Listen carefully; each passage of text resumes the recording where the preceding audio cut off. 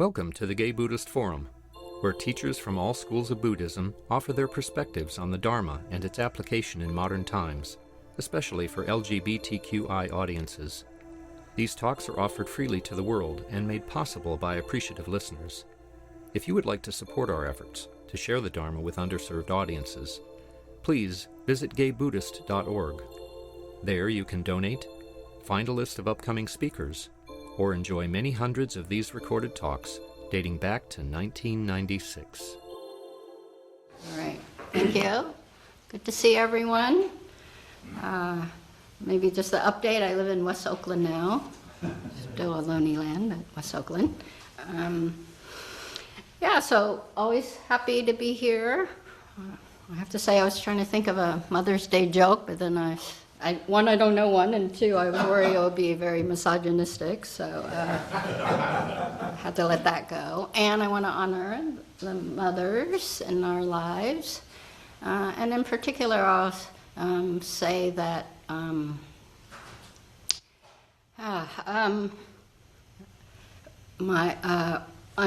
as many of you probably might know from me being here, I'm adopted, and part of the reason I moved to San Francisco was I wanted more a queer Vietnamese community from Seattle. This is 95.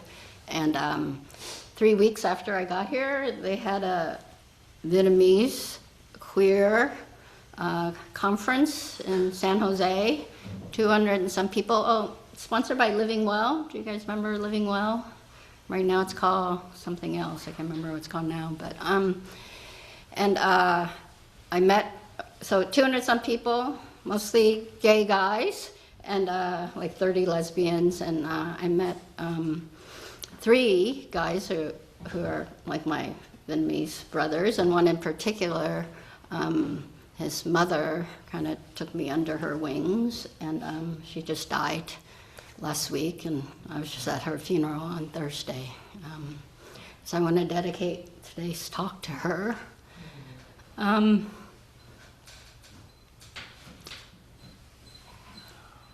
And also, if you saw me checking my phone, it wasn't to check my email. Blanche Hartman, who many of you know, remember, she gave talks here, the first abbess of San Francisco Zen Center. This is also the anniversary of her death, 10th year. I can never remember the date, that's why I had to look it up. And also she'd be 100 now, so today's also dedicated to her. So today, I wanted to talk about wisdom, in part, because on Mother's Day, just thinking about the wisdom that our parents impart to us, which I know I rejected when I was young, and the older I've gotten, the more I realize, there was a lot of wisdom there. So of course, prajna, or panya, is in the 6 paramitas, and the paramitas, of course, mean to get to the other side, or the perfection. And in particular, in the Soto Zen tradition, it's the perfection of character, the perfection of your development as a person. So, of course, in the Mahayana tradition, it's the 6 paramita, dana, sila, kshanti. Oh, sorry, I should say what they are. Dana is generosity, or more specifically, actually, dana is the gift or the giving, right? Kaga is really generosity. Sila or shila, or virtue or ethical conduct, or I like to say compassionate connection. It's the interactive part of the Eightfold Path, you could say. Kshanti, or tolerance or patience. Virya, energy.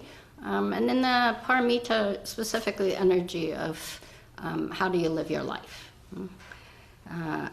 Energy of diligence, but also really the implication again is how do you live your life as a person with character. Jhana or dhyana or concentration, and then prajna, wisdom. So in, of course, the Mahayana and Soto Zen tradition, or Zen traditions in general, it's the prajna paramita, is the wisdom that's beyond wisdom. Which actually reminds me, my first practice period at Tassajara, Blanche was still abbess, and she was the leader. And I had done insight before, Spirit Rock, really. Tradition, and I went to Tassajara in the summer. Many of you have been here at Tassajara? Yeah, the summer is a resort, and then when you work, in those days, in 2002, if you work the whole summer, then you get 2 practice periods of 90 days each. And I was just doing it to do a 3-month practice period on this side, this coast, to be closer to my sister, and more available to her. And you know, Blanche, if you remember Blanche, she's an extrovert and she liked to talk. When I became her jisha, you know, her attendant, and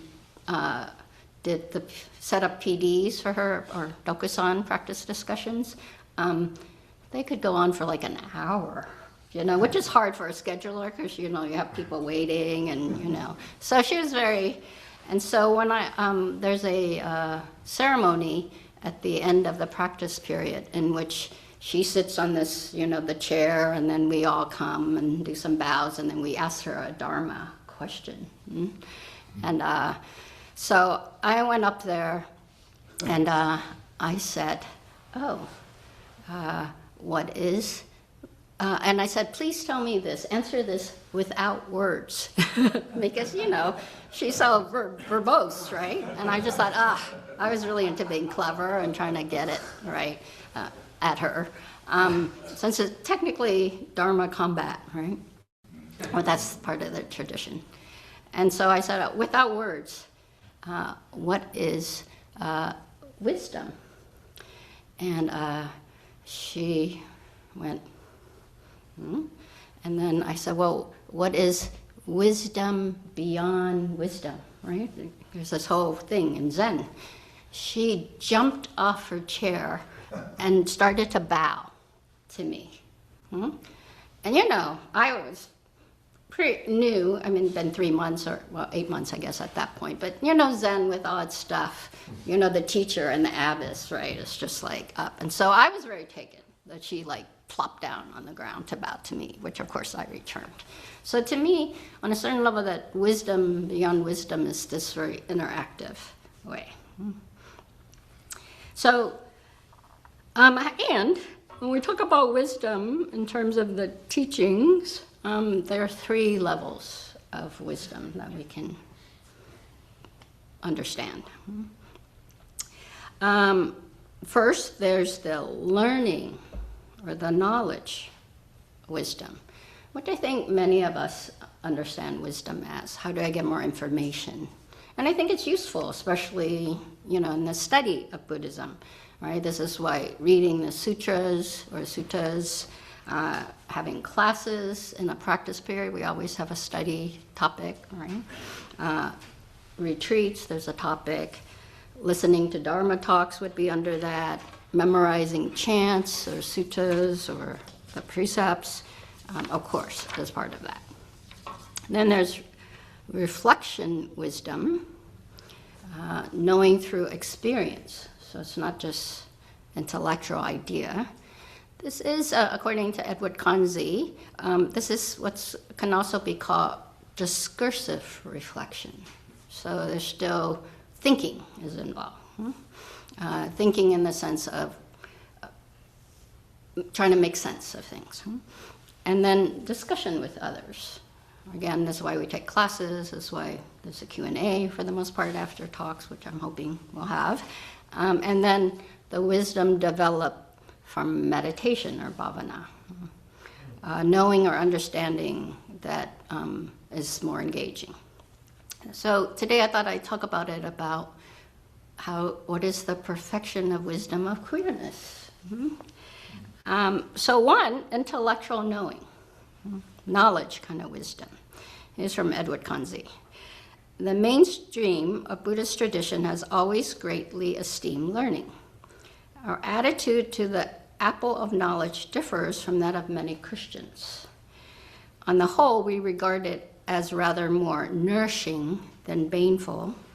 This wisdom is not the wisdom that can be found in the untutored child of nature, the corny sage of the backwoods, nor the self-made philosopher of the suburbs.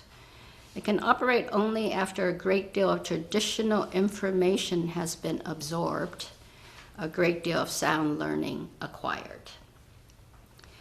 So, to me, in some ways, in terms of queerness, this is like trying to figure it out, and I'll admit, I've been coming here for a lot of years, but those of us in this room, we have some years behind us, myself included. So, this is when we're trying to figure it out because we are raised in conditions in which, because now I'm bringing that up because in the Bay Area, in particular, being queer is just I have my partner's niece. She's in her early 20s, and when she was in her late teen, she had her first relationship, or we heard a rumor, so we were trying to talk to her, and we thought we'd be open about sexuality and what gender and all that, and she was just so about it, we thought, because it was hard for us, right, to come out, to really know ourselves in that way, but seems really easy for a lot of folks, especially in the Bay Area. So this is just more towards, I know when I came out in the 90s? No, 80s. So you have to think about it. It was hard, right? And so it was something that I actually was even clueless about. That I didn't, because of the way I was raised, I wasn't, that wasn't a reflection in my life. And so I remember when I lived in Egypt and my sister and I were in our teens, it was hard to get English books, but she would get Harlequin romances, you remember? And I was not that into them, except for it was kind of the thing to learn about it. And I remember, so I would take some of them and read them, and I always liked the ones. Who here has read Harlequin romances? All right. Well, they always start out with a chapter in the front of, I remember it as, there's a chapter, the ones that I really liked are the ones that had a chapter that was from the perspective of the guy. Oh, Harlequin romances are always from the women perspective. But there would be a chapter from the guy's point of view about seeing the woman, And so later I realized, that's because I'm queer, because that's the one where, right? But for many years I was like, why, those were the ones I liked better. So in a way, this is kind of the searching, right, for knowledge about what we have a kind of, for me anyway, a visceral kind of understanding of already. And of course it also was kind of a search. I know, when I joined Rape Crisis when I was 19, there were lesbians there. And at first I didn't even really knew they were lesbian. I just thought they were so nice to each other all the time, right? Always kissing each other on the cheek and hugs, because I also grew in a family where we didn't really do hugging and stuff. So that, and then also all the TAs in my women's studies classes, a lot of lesbians there, and reading books, a lot of reading books. So for me, part of the understanding of my queerness is from really searching for reading, books about it, getting information about it. Then come reflection wisdom, the knowledge through experience. So it's not just an idea anymore. Here's the highest wisdom is seeing that in reality all phenomena incomplete, impermanent, and not self. This understanding is totally freeing and leads to the great security and happiness, which is nirvana. However, the Buddha doesn't speak too much about this level of wisdom. It is not wisdom if we simply believe what we are told. True wisdom is to directly see and understand for ourselves. So, discursive reflection again, discussion with others. So to me, this part in terms of our queer identity is very much about coming out stories. Again, maybe, I don't know, I don't hang out with young folks that much, but I know coming out stories was huge when I was coming out. Usually when you met a queer person, you know, unless you were hitting on them, you know, you're like, what's your coming out story, right? I know that was big when I was coming out. Also doing queer identify things, right? Going to bars, going to pride parades. I remember I went to school in Oregon, and you know, we'd come here to go to the big queer parade, right? So also the various hairstyles that would identify you. I had long, I was the classic, you know, quiet Asian girl, long hair with bangs. And then when I came out, right? It was the bi-level. Remember the bi-level, which might be coming back, I think, of the 80s. I don't know. None of you guys are nodding your head, but the bi-level haircut was really big when I was coming out. Briefly. I'm sorry? Briefly. Briefly. All right. And clothing, right? Also, that kind of queer spectruming, I would like to say. I know when I first thought, oh, maybe, I was bi for 6 months because I couldn't quite say I was a lesbian, right? So for me, that was kind of, this is in the 80s again, right? That kind of like not quite sure and yet trying to identify. And then, of course, sexually exploring. So these are ways in which we're actively clarifying our sense of what it is and also the information we've been given about it, right? Which again depends on how we get the information and also because of mainstream kind of information about what we are. And then a third, of course, is the bhavana, or the understanding that's developed through meditation. The knowing and understanding without averting or turning away.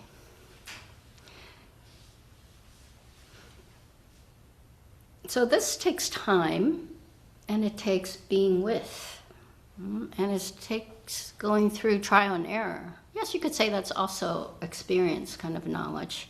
And yet, to me, this is also a kind of embodied wisdom, an embodied wisdom. So much of meditation is actually embodying. I know I came to meditation thinking I'm going to change my mind, and I think it has, but to me, the mind changing in some ways is the result of practice. And also but the body, we literally put our body in a certain position, right? It is a yogic position, that's why we call yogis, right? In which it is embodying awakening. And for me, awakening isn't some other knowing, but awakening is really living my life fully. Or better yet, the capacity and the awareness of being able to completely live life as it is, which as a coming out or as a queer person took a lot of work, took a lot of pain, took a lot of like trying to figure out what that is. And so, and for me, this embodying the queerness is very much a full understanding and appreciation of accepting myself completely, including, you know, the body needs, emotional needs, the mental needs, but really the carrying ourselves as queer, without defensiveness, without shame, without guilt. Of course, we're humans, so it's not, you know, I think the difference between wisdom that we might get from meditation and a Buddha is that embodying of complete being alive and comfortable in being fully alive is continuous. Mine's not so continuous, right? Luckily, like in this kind of container, it can be continuous for an hour and a half. But when I step out that door, depending what's on the other side, that might change in a moment, right? Someone saying something to us or something. So this sense of being alive fully and embodying it completely. Yes, part of coming out, part of really appreciating ourselves as queer is we also carry that. And how we respond to what comes at us also comes with this kind of fully knowing, which I think, and the reason I think it's part of meditative is on the cushion, chair, whatever our position is this day, right? We really rest in that, right? We really, with practice, we're not doing, maybe this is my Zen mind, but we're not doing so much, are we? We're just resting completely in the aliveness. We have wisdom, right, of experience, of information on how we might adjust, right, say the body, when I'm slumping to lift myself up, when I'm having thoughts that are difficult or working with difficult emotions, I have tools, certainly from teaching, from experience of meditation, to adjust so that I can stay open and clear in this moment about aliveness, about fully being alive with no apologies, and how I manifest in this moment as I am.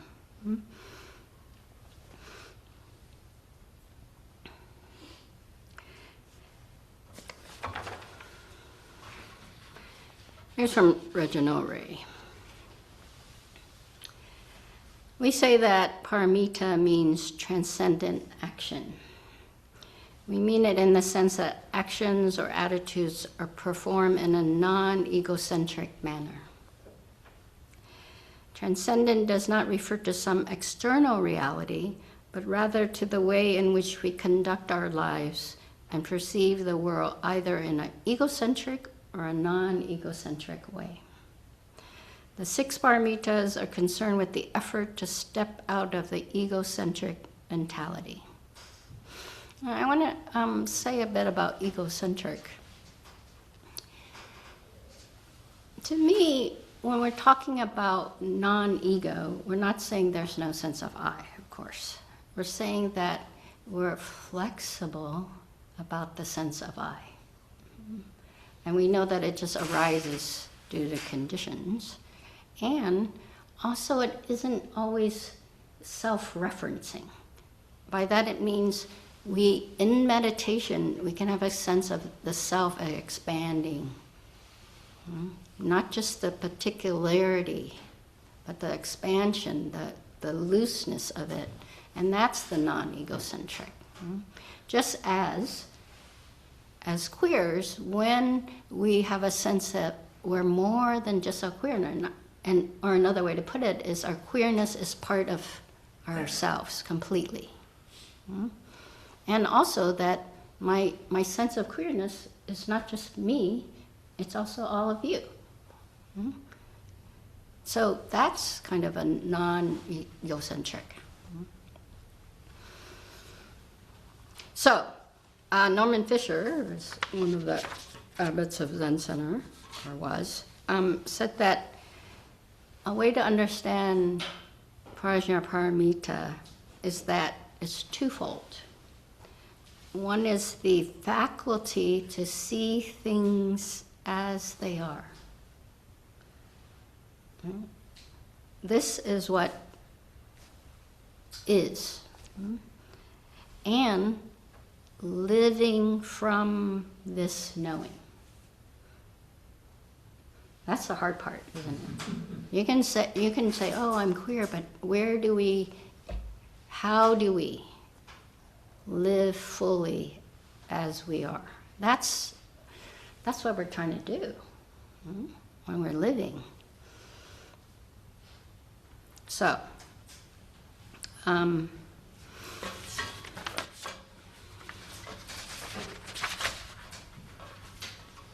For me, when we're settled into our queerness in its many forms, alone or with others, bringing awareness to how we are in the context of our lives and our families and our communities and the world, then perhaps we can say that this is the perfection of the wisdom of what it means to be queer.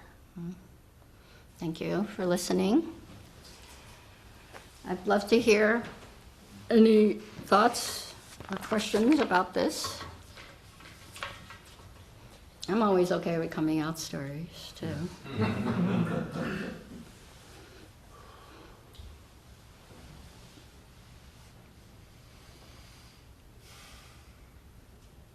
Yes, and remind me names. I'm really good at faces, but names. Tom, yes. And please speak loudly for the microphone in front of Leanne. Okay. So we can hear online. And I can try and repeat the question. Thank you Yeah. so much. As you were first talking about, what it means to be queer and describing all that, it occurred to me that the word itself means to be different, unusual.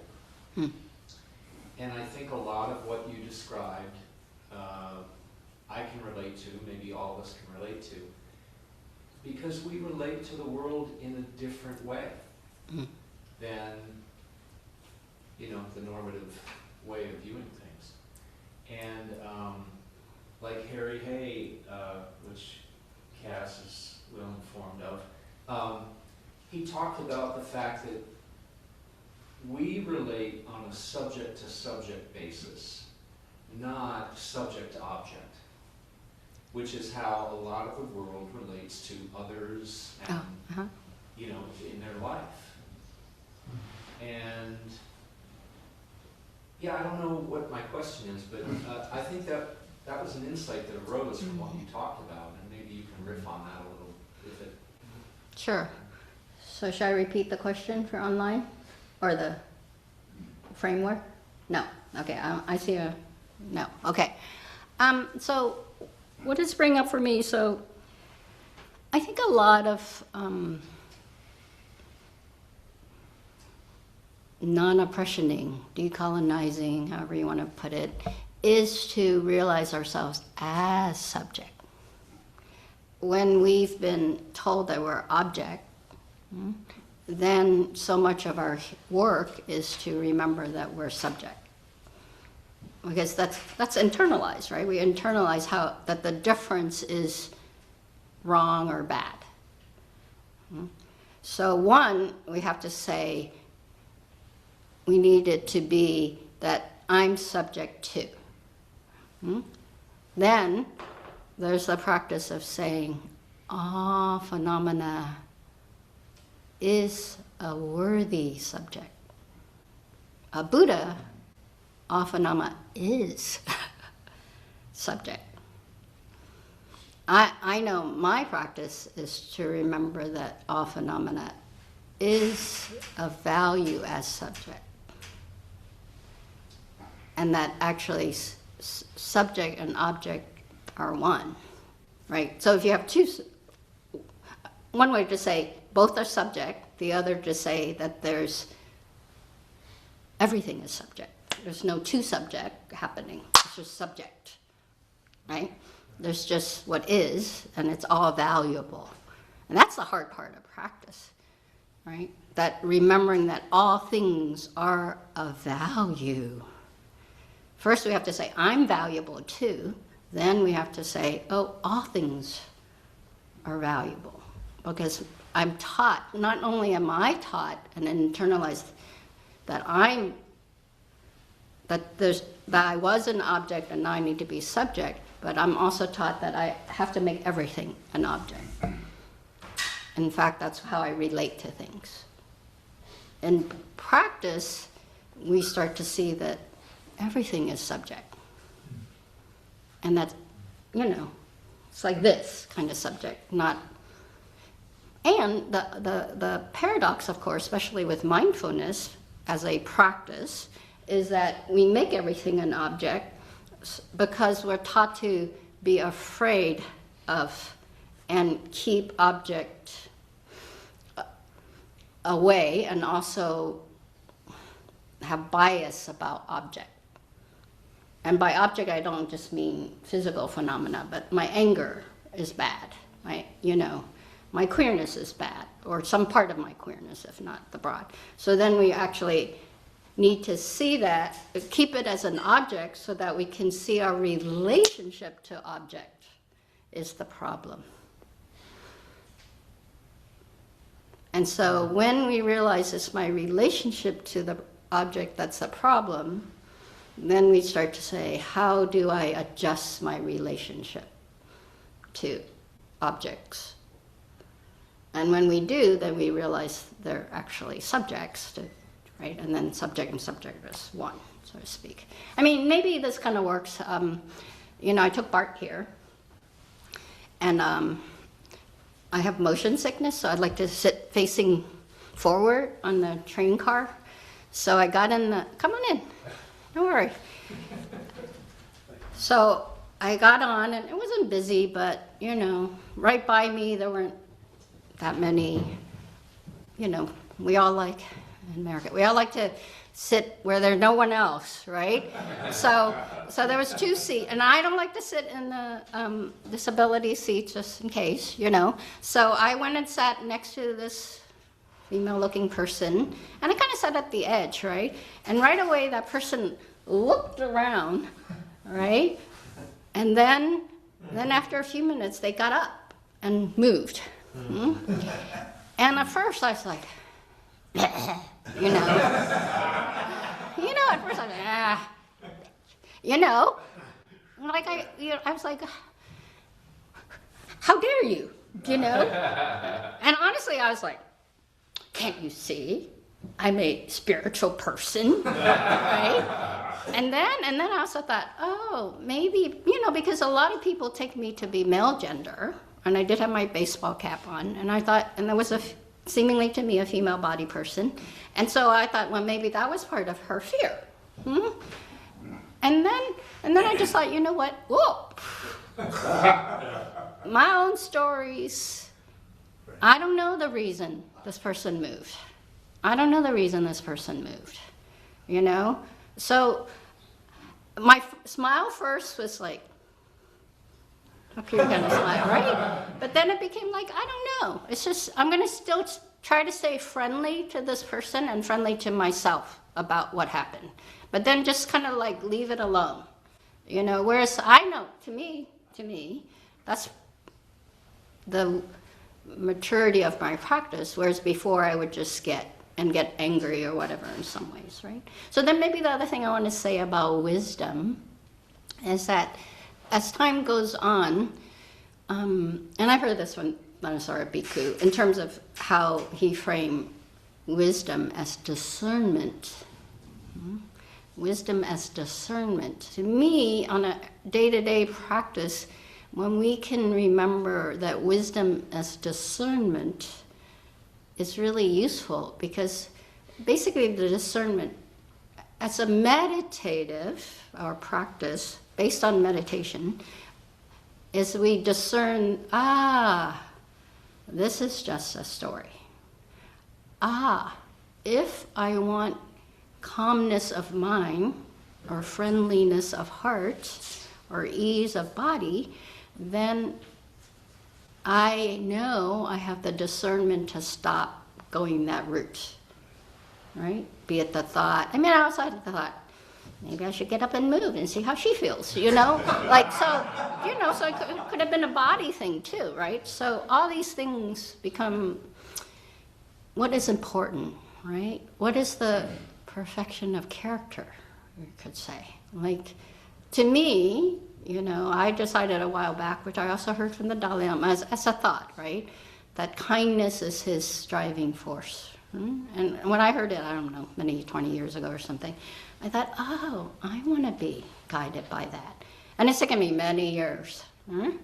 But if that's my aim in life, is to live from kindness, hold kindness, be kind, then that's going to always be my my discernment is, am I living that way? Am I feeling that way? Am I embodying that? So that's why I think discernment as a sense of how to work with wisdom, I think it's really important, especially on a day-to-day basis. Good riffing? Yeah. Good enough? How can you do it without words?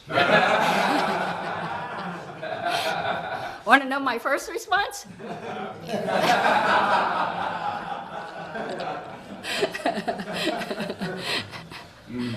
And then, of course, like, I got the joke. All right. Of course, and I also thought I should just get on the floor. Yeah. And then I was mimicking. Yes. Bob, is it? Yeah, Bob. Mm-hmm. Right. Good to check ARP here. I know who I am. What I love about it, and speaking of subject, which isn't, the word itself has difficulty, but kindness is sort of that bridge to me, it seems to me. Because the one advantage of being queer or gay is I'm dealing with someone who already knows my gender and sexuality, even though they have a whole history of adapting to it.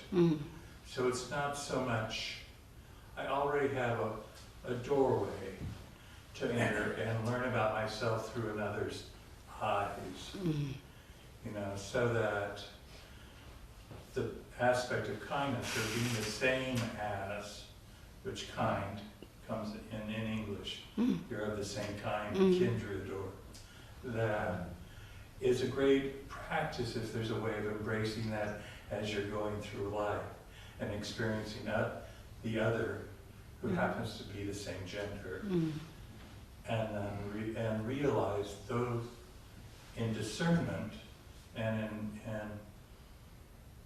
as Brother David Steindl Ross used to say, of forgiveness. You know, when there's a trespass, you give yourself back over to the other. You know, and therefore there is that identification of self in other. You know, like the wounded Christ and the Buddha.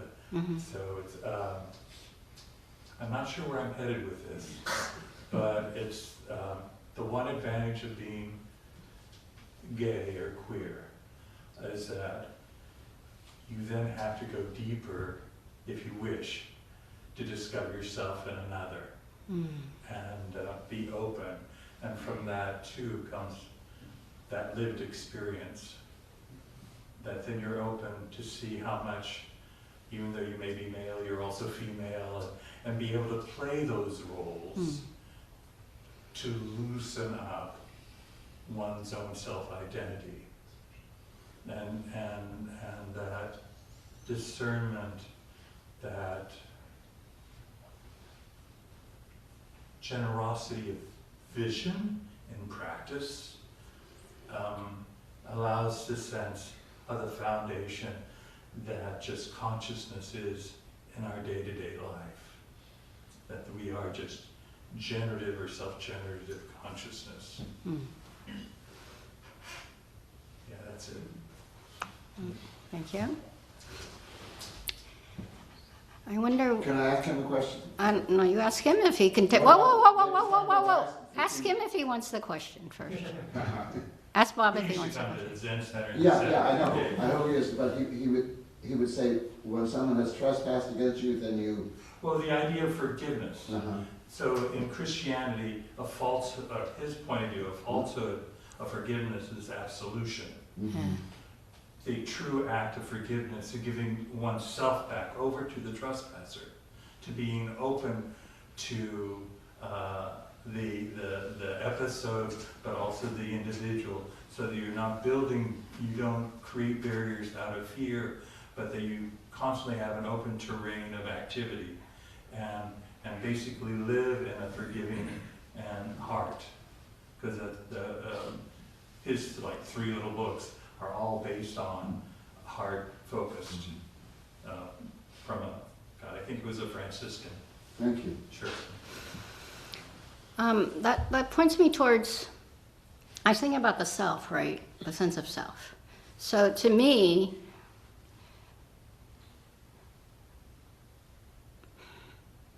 there's two ways to come about this. So one is to say, I know, or my sense is that if the environment, or my sense of the environment, is not safe, then finding it becomes much more important, necessary, comes in some ways from that survival thing in which I have to say who I am. I have to assert that, in fact.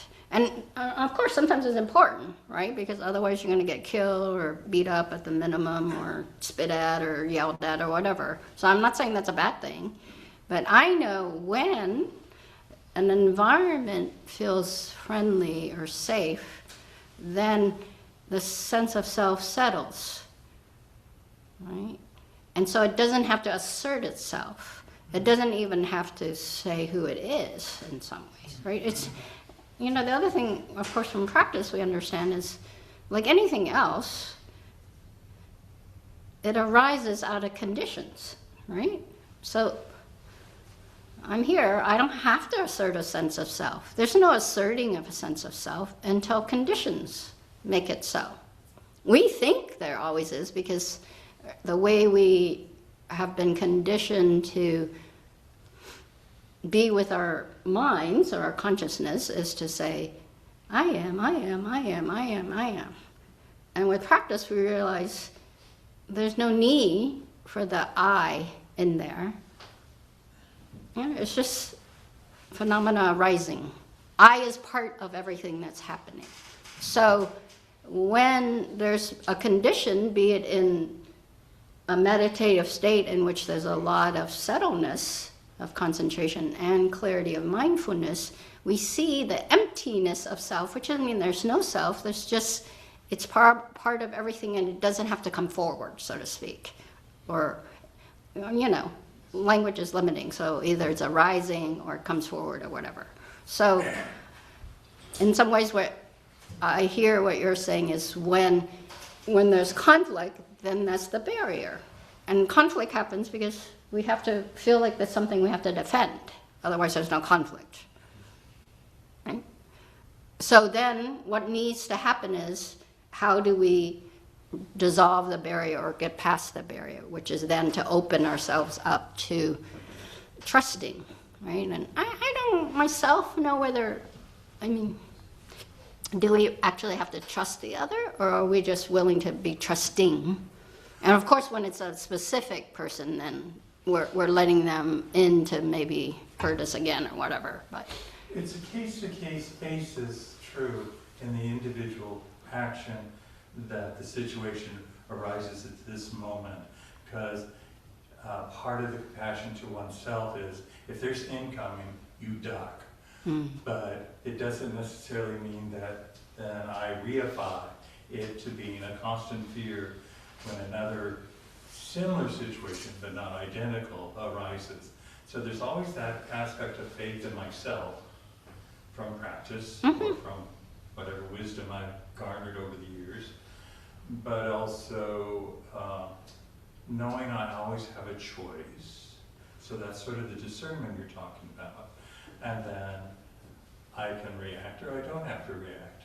So it's a quality, as the speech is about, is the compilation of all these things in a bowl of wisdom that I drink from, right? Which is accumulated experience. sure, but then that's of course discursive wisdom, right? Meditative wisdom is there's nothing to defend.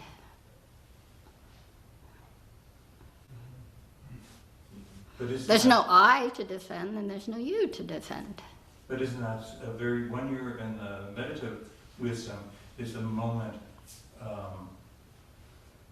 and when there's a certain quality of settling out like dirt through water, right? So clarity, that you're approaching that point where the Buddha is touching the ground. Because the wisdom, that kind of wisdom in meditation is if you get deep or settled enough, is sort of an aspect of the old Western point of view, ground of being. I think we're talking about a lot of things, and touching the ground actually to verify him that he's deserving. So that's a very much a sense of self. I think we can go on and on about this. So let's just keep it there. Yeah. And I also see others going, ah. Okay. I have So. an online question too. Oh yes. Go ahead, Ed.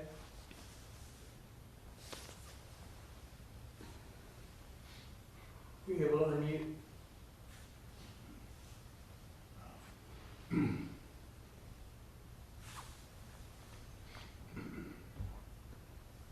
Yep, go ahead. Ed. Aloha. You were talking about your journey, and you said, I was bi for a while, and I was not ready to accept that I was a lesbian.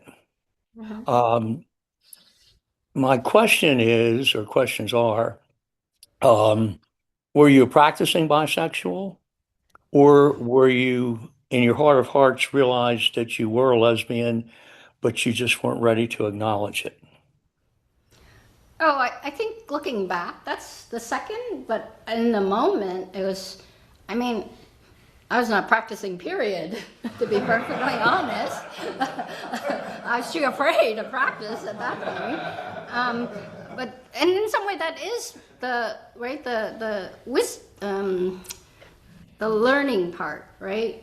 It was just all information. And so even the title was information, right? And for me, in terms of just like, what does it mean to be a lesbian, right? So, yeah. Does that answer your question? Yes. Thank you. We have a minute or two for any more questions. Yes. Can you just say a little bit about your Sangha? I mean, it sounds like wisdom is not like for just to acquire wisdom, but to engage with the world somehow. So, Yeah. and it seems, I get a sense that maybe your Sangha is more engaged. Yeah, I mean, technically, I suppose we would call ourselves an engaged Buddhist Sangha. Why are you laughing? But technically. Oh, only because, I mean, yes, we have a mission statement that's inclusive, blah, blah, blah. I just say technically because, I mean, fortunate or unfortunate, however you want to look at it, my Sangha, I lead it, right? It's not a big organization. And so, in some ways, just what I say it is. And how they agree, or, you know. So that's why, you know, I would say technically.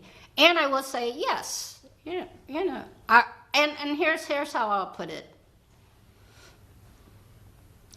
In some ways, I think, two ways of putting this. One is that, and I'll say this is for, you know, as many of you know, I combine insight and Soto Zen.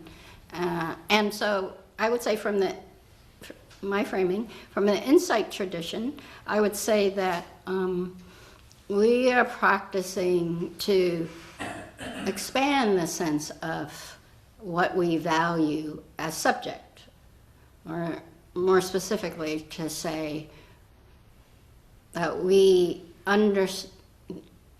framed by the Four Noble Truths and the Eightfold Path, in the sense that we are clear what is suffering. We're practicing to be very clear about suffering, the causes of suffering, and the causes of suffering is much more inclusive, right? Non-oppressive, blah, blah, blah. So that sense of how do we see where we're blocked by not understanding that others' suffering is important, and so we trying to be more inclusive of that. From what I say the Zen perspective is, I always say to my students, you know, we come here, sure, you can come because I'm funny or, you know, it's interesting and you like each other or whatever, but really we come here to learn how to live together, right? We're here to really learn how to live fully, how we keep ourselves from living fully and how we keep others perhaps from living fully, and then how do we keep living fully. And so that, you know, to me that's much bigger than, but it's not separate from the other. Yeah.